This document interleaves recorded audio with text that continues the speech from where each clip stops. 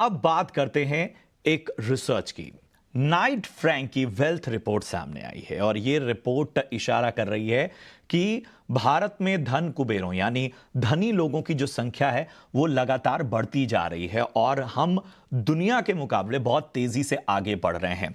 ये रिपोर्ट की कुछ बड़ी बातें आपको बताता हूं कि जिस तरह से अल्ट्रा रिच जो हैं वो बढ़ रहे हैं, उसमें 2023 में जो इजाफा है वो 6% तक का नजर आया है और अगले 5 साल में 50% तक का जो है वो धनी कुबेरों की संख्या बढ़ जाएगी, अल्ट्रा रिच की संख्या बढ़ जाएगी। तो इन सारी चीजों पर आज हम खास चर्चा करेंगे, लेकिन इस रिपोर्ट की फाइंडिंग्स क्या है, हमारी सहयोगी स्नेही इसके बारे में पूरी जानकारी दे रही है। जी हाँ, नाइट फ्रैंक ने अपना वेल्थ रिपोर्ट 2024 रिलीज़ किया है और इनमें से जो की टेक अवेज है वो क्या है वो मैं आपको बताती हूँ। ये रिपोर्ट फोकस करता है ultra high net worth individuals यानी कि UHNWI, यानी कि जिनकी इनकम US $30 मिलियन से ऊपर हो। ये रिपोर्ट उन पर फोकस करता है और वो कहता है कि भारत में जो ये UHNWI का नंबर है वो बड़ी तेज़ी से बढ़ रहा है। 2023 में अगर 2022 से कंपेयर करें तो यह नंबर 6% ऊपर है और 2028 तक यह उम्मीद की है उन लोगों ने कि भारत में 19,908 अल्ट्रा हाई नेटवर्थ इंडिविजुअल्स होंगे, जो कि अभी के लेवल से पूरे 50% ऊपर है। वो कहते हैं कि 90% ऑफ इंडियाज़ UHNWI जो है वो अपनी वेल्थ में एक इंक्रीज एक्सपेक्ट कर रहे हैं ये साल। 63% जो कि ये अल्ट्रा हाई नेटवर्थ इंडिविजुअल्स है वो एक significant increase of more than 10%, 10% से भी ज्यादा अपने वेल्थ में। बिल्कुल। तो ये तमाम बड़ी बातें हैं इस रिपोर्ट की जो हमने आपके सामने रखी, लेकिन इस रिपोर्ट की बड़ी खास बात है, उसको हमको जरा समझना होगा कि अमीरों का जो रियलिटी प्रेम है, प्रॉपर्टी के प्रति लगाव है, वो बढ़ता ही जा रहा है। वो अपनी वेल्थ का 32% प्रॉपर्टीज पर खर्च कर रहे हैं और कोई और बेहतर हो ही नहीं सकता था। खुद नाइट फ्रैंक के एक प्रतिनिधि हमारे साथ मौजूद हैं, विवेक राठी साहब, नेशनल डायरेक्टर रिसर्च हैं। विवेक जी, बहुत बहुत स्वागत, समय देने के लिए आपका बहुत बहुत शुक्रिया।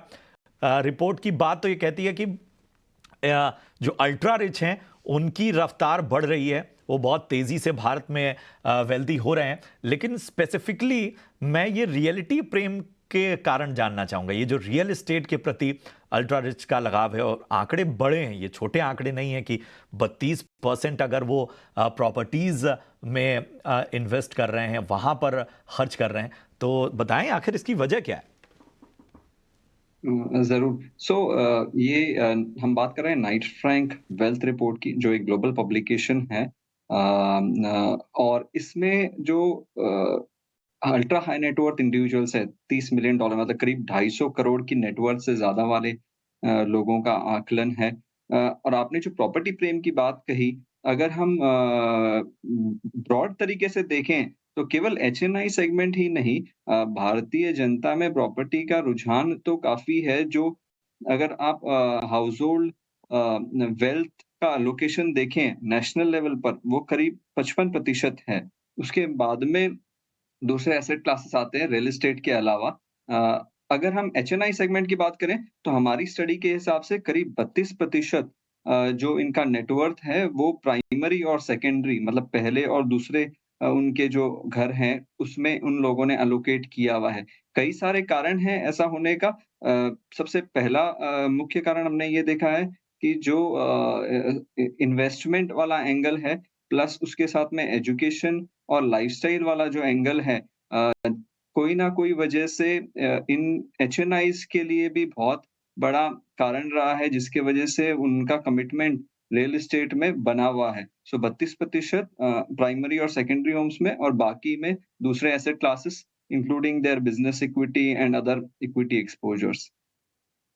एक चीज और इस रिपोर्ट की मैं जब पढ़ रहा था जो बहुत बड़ी इंटरेस्टिंग लगी कि भारत से बाहर जो रेजिडेंशियल प्रॉपर्टीज में या नया घर खरीदने की जो दिलचस्पी है वो बहुत ज़्यादा बड़ी है। 14% रेजिडेंशियल पोर्टफोलियो में निवेश है भारत से बाहर। और वाकई ये एक तरह का बड़ा कहते हैं गेम चेंजिंग कहा जाएगा।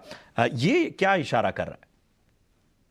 तो हमें ये समझना होगा कि ये जो सेगमेंट है ultra high net worth individuals का करीब 13,500 ऐसे भारतीय जिनकी संपत्ति 250 करोड़ और उससे ज़्यादा है। ये इन लोगों का बहुत ही आउटवर्ड अप्रोच होता है, बहुत ही ग्लोबली ट्रैवल लोग हैं।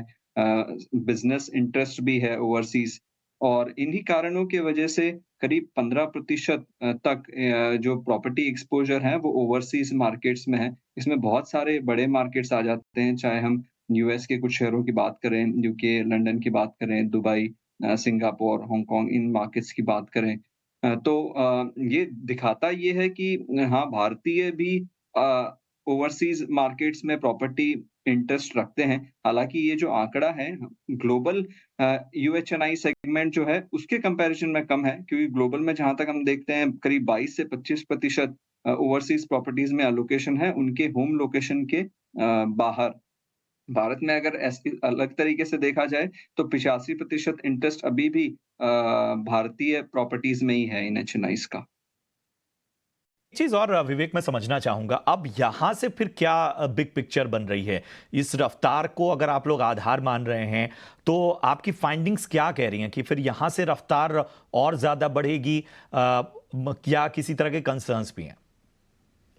तो हमें जो आंकड़े हमने प्रस्तुत किए हैं उसमें ये भी समझने की ज़रूरत है कि 2022 में हमने ओवरऑल वेल्थ में डिक्लाइन देखी थी इन अल्ट्रा वेल्दी लोगों के सेगमेंट में, पर्टिकुलरली बिकॉज़ ब्याज की दरों में बहुत बढ़ोतरी आई थी। लेकिन 2023 में ये ट्रेंड रिवर्स हुआ। वेल्थ ग्लोबल लेवल पर बढ़ा, अल्ट्रा हाई सेगमेंट के लिए और ज़्यादा बढ़ा है 2023 में। और 2024 में अ, 10 में से 9 ultra high net worth individuals India में ये मानते हैं कि उनकी वेल्थ में इज़ाफ़ा होगा, जो ग्लोबल कंपैरिज़न के सामने बहुत ज़्यादा स्ट्रॉन्ग ऑप्टिमिज़्म है।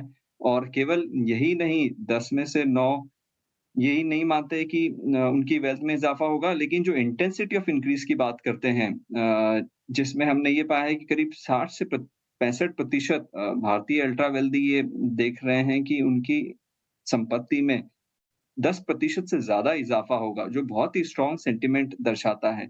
हमारी जो खुद की स्टडी है, जिसमें हमने अगले 5 सालों का आकलन किया है इन आंकड़ों का, ultra high net worth individuals की पॉपुलेशन का, बहुत सारे फैक्टर्स हैं, जिनके वजह से ये बता रहा है कि 50% की ग्रोथ आएगी।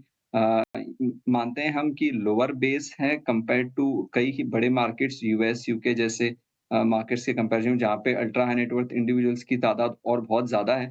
लेकिन उसके बावजूद भी इंडिया की ग्रोथ रेट इस 50% के साथ अव्वल नंबर पर रहेगी, 1 नंबर पर रहेगी, जिसके वजह से हम इस ट्रेंड को कंटिन्यू तरीके से देख रहे हैं।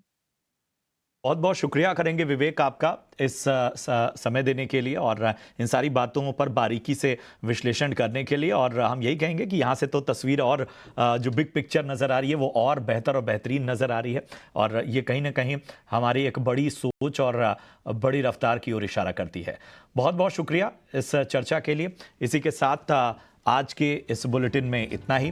दीजिए इजाज़त, लेकिन आप देखते रहिए ET नाउ स्वदेश। नमस्कार।